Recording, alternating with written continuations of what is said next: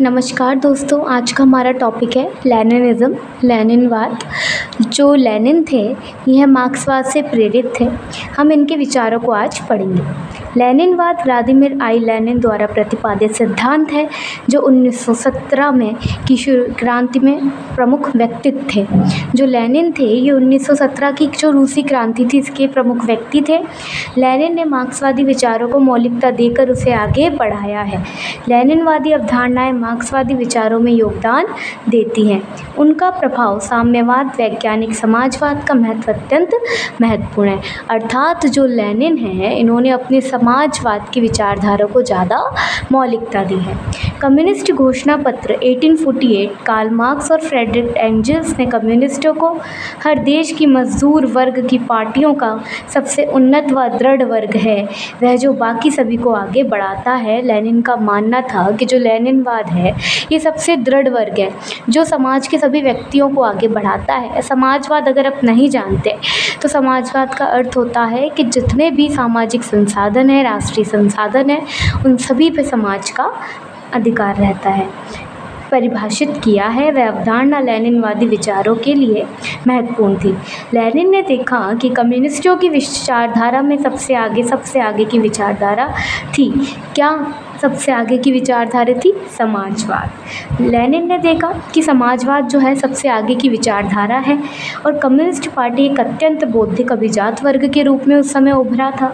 और communist party की कुछ विशेषता हैं। कम्युनिस्ट पार्टी मार्क्स सिद्धांतों के प्रति वैज्ञानिक समझ रखती है, अर्थात लेनिन का जो समाजवाद है वो भी वैज्ञानिकता पर आधारित है। वैज्ञानिक समाजवाद इसे कहा जाता है। पूंजीवाद को स्थापित न करने के लिए प्रतिबद्ध व समाजवाद को स्थापित करना चाहते थे। जो कम्युनिस्ट पार्टी पूंजीवाद को ख़त्म करना चाहती थी और समाजवाद को स्थापित करना चाहती थी। राजनीतिक सत्ता को समाप्त कर समाजवाद स्थापित करना चाहते थे।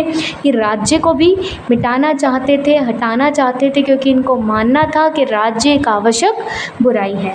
और क्रांति के लिए प्रतिबद्ध, ये लोग क्रांति के लिए प्रतिबद्ध थे। लेनिनवाद का अधिनायकवाद, लेनिनवाद का जो अधिनायकवाद है जिसका अर्थ था सत्ता पर कब्जा करने के बाद सर्वहारा तानाशाही, अर्थात सत्ता पर कब्जा हो और उसके बाद जो श्रमिक वर्ग है, जो मजदूर वर्ग है, उनकी सर्वहारा तानाशाही स्थापित हो सके। उनका मानना था कि समाजवादी समाज को अस्तित्व में लाने के लिए विश्वास व उचित क्रांति आवश्यक है। उदाहरण स्वरूप लेनिन इस बात से बिल्कुल भी आश्वस्त नहीं थे कि श्रमिक अनिवार्य रूप से कम्युनिस्ट अभिजात वर्ग की उचित क्रांतिकारी और वर्ग चेतना हासिल कर लेंगे।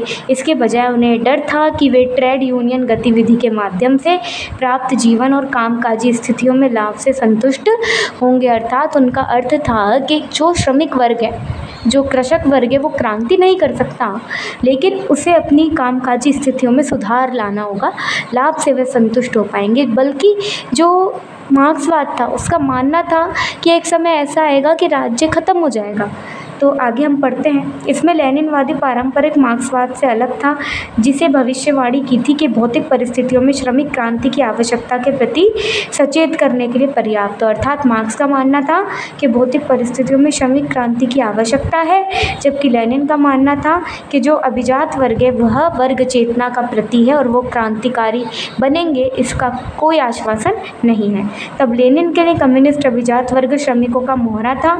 जिस तरह लेनिनवाद राजनीतिक सत्ता हासिल करने के साधनों के चयन में व्यवहारिक था, उसी तरह वह सत्ता पर अपनी पकड़ बनाए रखने के लिए अवसरवादी थे।